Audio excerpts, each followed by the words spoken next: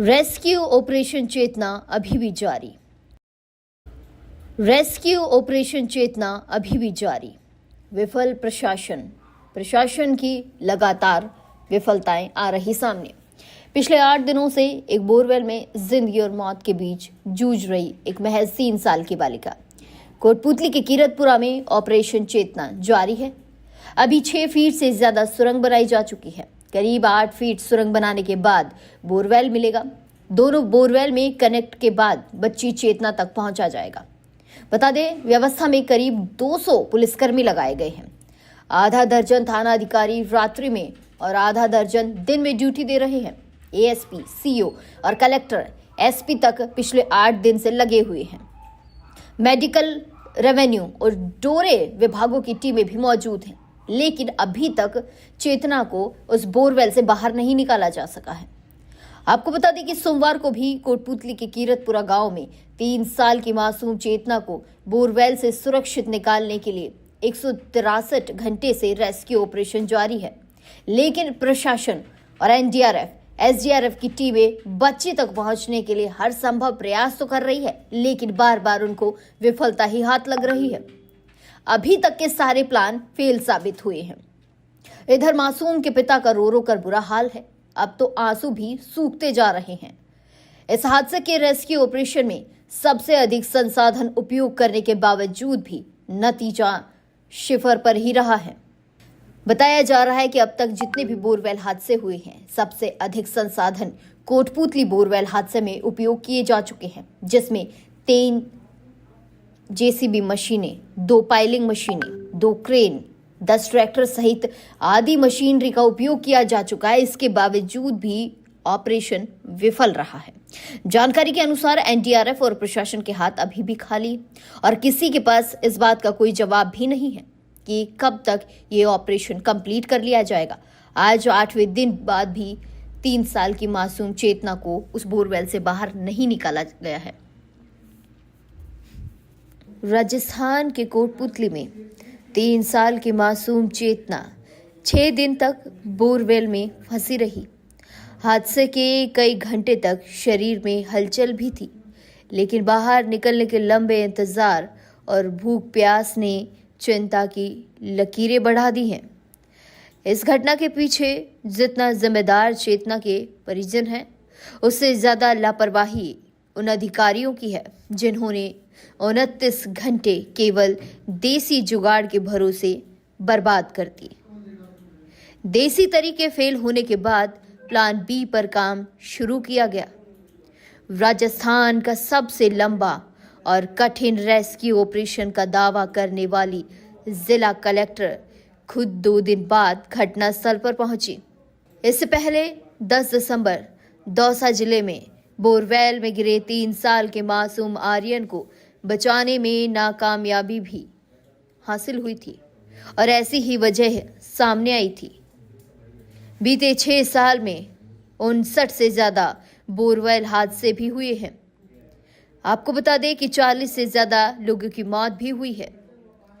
कोटपूतली के इस rescue operation में क्या चुनौतियां और क्या लापरवाहियां रही हैं, वो आपको बताते हैं। एक्सपर्ट्स की मदद से जाना कि आखिर बोरवेल हादसे क्यों हो रहे हैं, रेस्क्यू ऑपरेशन क्यों फेल हो जाते हैं।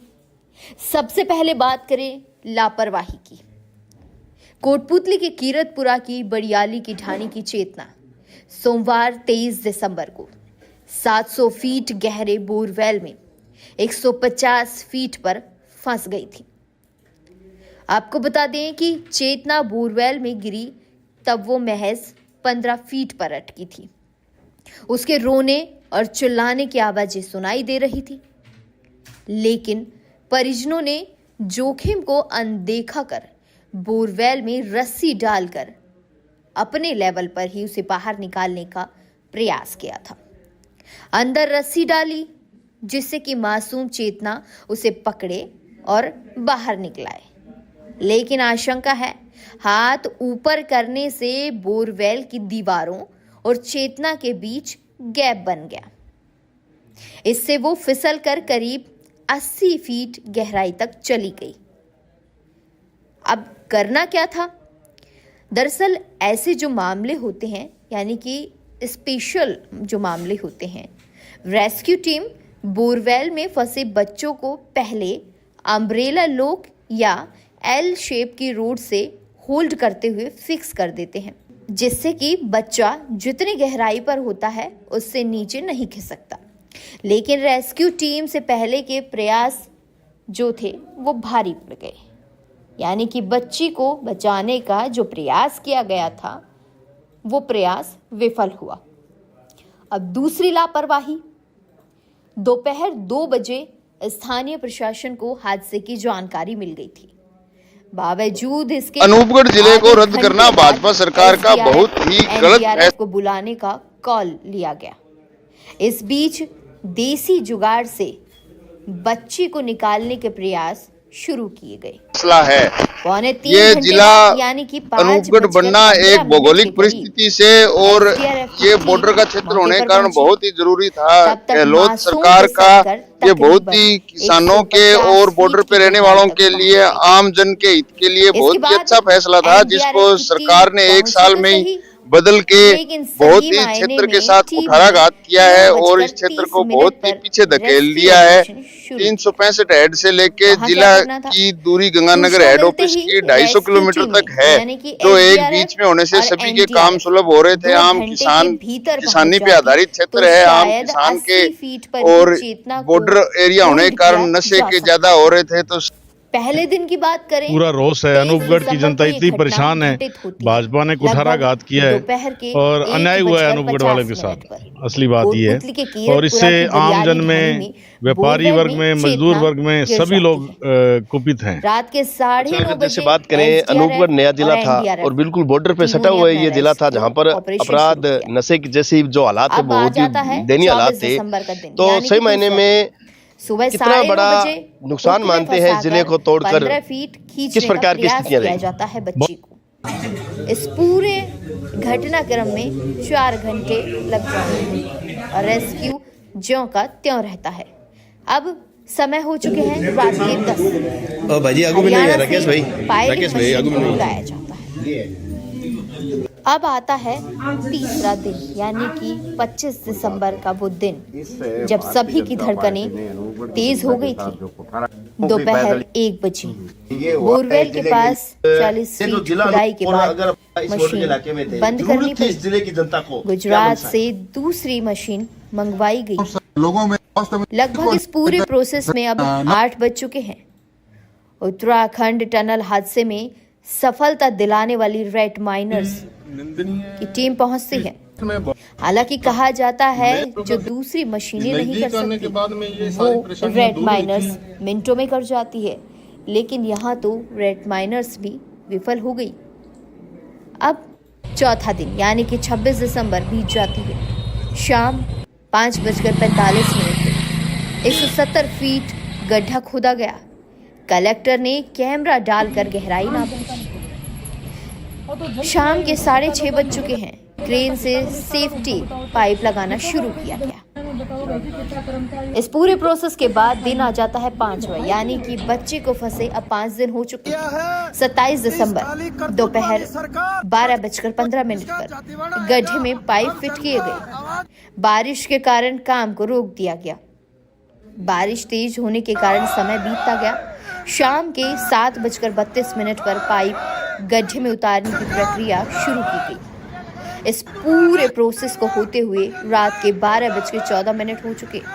बारिश के कारण रेस्क्यू ऑपरेशन को रोका गया।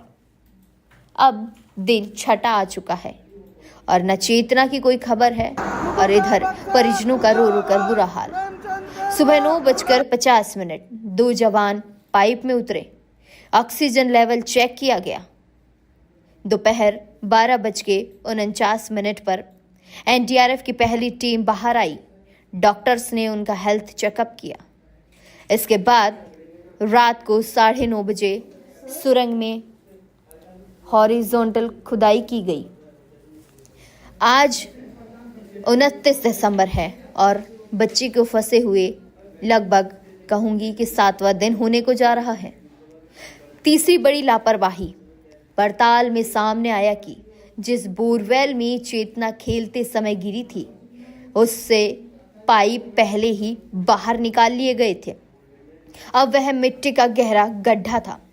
अंदर नमी होने और मिट्टी चिकनी होने से ये आशंका पहले से ही की जा सकती थी कि देसी जुगाड़ से रेस्क्यू सफल होने के चांस बेहद ही कम है। लेकिन मौके पर मौजूद इंसिडेंट कमांडर, एडीएम व एसडीएम इसे भांप नहीं पाए। इंसिडेंट कमांडर दूसरे प्लान पर काम शुरू ही नहीं कर पाए थे।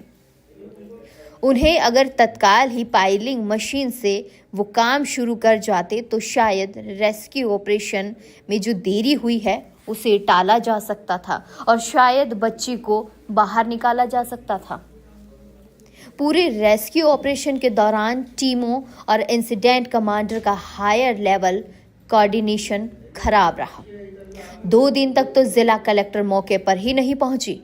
एक्सपर्ट्स ने बताया कि मंगलवार को हादसा होने के तुरंत बाद ही पाइलिंग मशीन मंगवाने का निर्णय लिया गया था, लेकिन एडीएम, एसडीएम ने इस पर गंभीरता से विचार ही नहीं किया। लंबे टाइम तक देसी जुगाड़ के भरोसे किसी चमत्कार की आस में ही बैठे रहे। 29 घंटे बर्बाद होने के बाद पाइलिंग मशीन मंगवाने का डिसीजन लिया गया। इसके बाद भी मशीन को रेस्क्यू ऑपरेशन वाली जगह तक जल्द पहुंचाने की कोई तैयारी नहीं दिखाई गई। पाइलिंग मशीन को घटनास्थल तक पहुंचने के लिए रास्ता बनाने में भी काफी टाइम बर्बाद हो गया। हो सकता है अधिकारियों को पहले दिन से ही प्लान बी की संभावनाओं पर काम करते हुए तत्काल सारे इंतजाम करवाने चाहिए थे, क्योंकि हरियाणा के मानेसर से जो पाइलिंग मशीन मंगवाई गई थी वो हादसे के 33 घंटे बाद मौके पर पहुंची थी। फिर उसने 9 घंटे बाद सुरंग खोदना शुरू किया था। तब तक चेतना को बोरवेल में फंसे 42 घंटे बीत चुके थे। बता दें कि चेतना के रेस्क्यू में देरी के जिम्मेदार कौन कौन हो सकते हैं। चेतना के अपने, यानी कि बोरवेल खुला छोड़ने की भारी लापरवाही जो बरती गई। मासूम और अबोध बच्चियों को यहां अकेले खेलने के लिए छोड़ दिया जाता है, या जहां भी आपके आसपास ऐसे बोरवेल दिखाई पड़ते हैं जो खुले हैं, उन्हें तुरंत प्रभाव से बंद किया जाना चाहिए ताकि मासूम बच्चे इनके भेंट ना चढ़ें।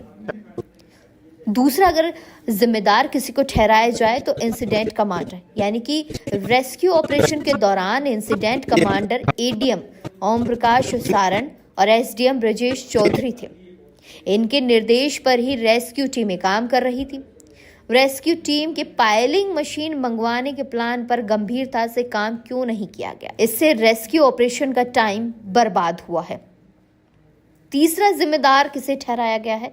जिला कलेक्टर को। हादसे के पहले 2 दिन तक कल्पना अग्रवाल मौके पर ही नहीं पहुंची, न परिजनों से मिली अभी तक। वजह पूछने पर उन्होंने कहा कि 2 दिन तक छुट्टी होने पर हवाला दे दिया गया। उच्च अधिकारी होने के नाते हाई लेवल मॉनिटरिंग नहीं होने से रेस्क्यू टीमें और इंसिडेंट कमांडर ने कोऑर्डिनेशन की कमी साफ यहां इनकी देखने को मिली है। आपको बता दें कि 18 सितंबर 2024 को दौसा के बांदीकुई इलाके के जोधपुरिया गांव में खेत में खेलते हुए 2 साल की मासूम नीरू करीब 35 फीट गहरे गड्ढे में गिर गई थी। इसके ठीक बगल में 600 फीट गहरा बोरवेल भी था। गड्ढे में 17 घंटे तक फंसी रही 2 साल की मासूम को एनडीआरएफ ने सुरंग खोदकर बचाया था। इस रेस्क्यू के सफल होने के पीछे 2 महत्वपूर्ण फैसले थे, जिसमें सबसे महत्वपूर्ण माना गया था कि इस केस में लोकल एडमिनिस्ट्रेशन और मौके पर पहुंचे इंसिडेंट कमांडर ने जबरदस्त तत्परता दिखाई थी।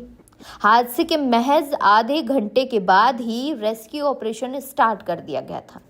एनडीआरएफ टीम को बुलाने का कॉल भी तत्काल ही लिया गया था। महज 4 घंटे बाद अजमेर से एनडीआरएफ टीम मौके पर पहुंची थी और रेस्क्यू ऑपरेशन को अपने कंट्रोल में ले लिया था। और दूसरा यहाँ पर इंसिडेंट कमांडर ने देखा था कि इसके बाद जब देसी जुगाड़ से कोई खास सफलता नमस्कार, आप देख रहे हैं हमारा समाचार और मैं हूं आपके साथ रमेश मेघवाल। कांग्रेस की सरकार ने अनूपगढ़ काम करना शुरू कर दिया था। हादसे वाली जगह के पास ही गड्ढा खोदना और सुरंग बनाना स्टार्ट कर दिया था। यही कारण रहे कि 17 घंटे बाद रेस्क्यू टीम सुरंग के रास्ते नीरू को जिंदा बाहर ला पाई थी। दौसा में हुए हादसे की जानकारी सभी को है।